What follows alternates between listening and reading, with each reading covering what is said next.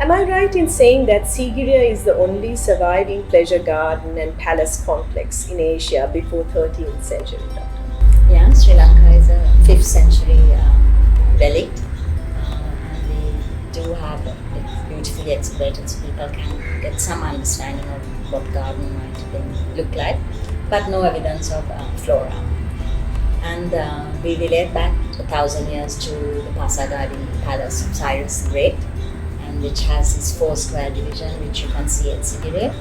And then go forward to the palaces in Syria, which also have a division, Cordoba in Spain, and then later the Mughal gardens in India. Interesting one. It's a small country.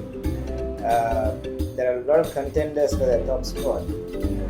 Take Africa itself is perhaps the greatest wilderness of them all, but in such a small land area to see from the largest herds of Asian elephants to the largest animal that ever lived on Earth, blue whale, to over 500 species of birds, over 100 species of reptiles, amphibians, countless pack of biodiversity.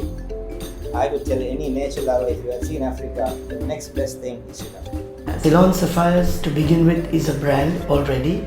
The reason for that is the color consistency and the availability in commercial quantities. There are so many other countries that produce sapphires but doesn't come close to the Ceylon color, which is accepted the world over for over a century now. Really conceptualized Santan, it was all about creating an energy. To deliver that, we created architecture, and we call it architecture of silence. Essentially what it means is it doesn't show off, the architecture doesn't try to show off itself as a building, but it creates spaces for you to kind of be part of this bigger wow. I mean, why we became Time Magazine's 100 Greatest Places is we had something more than just beautiful settings and service and food. Any good food starts with good ingredients.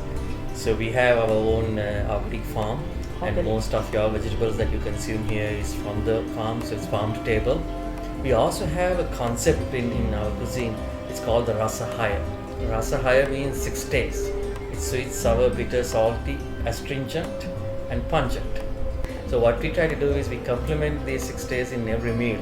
So there's a science behind it, and then the ingredients coming in, and the chef finally makes it what it is. To be a proper wellness resort, you need to have science behind it. You need to have a philosophy behind it.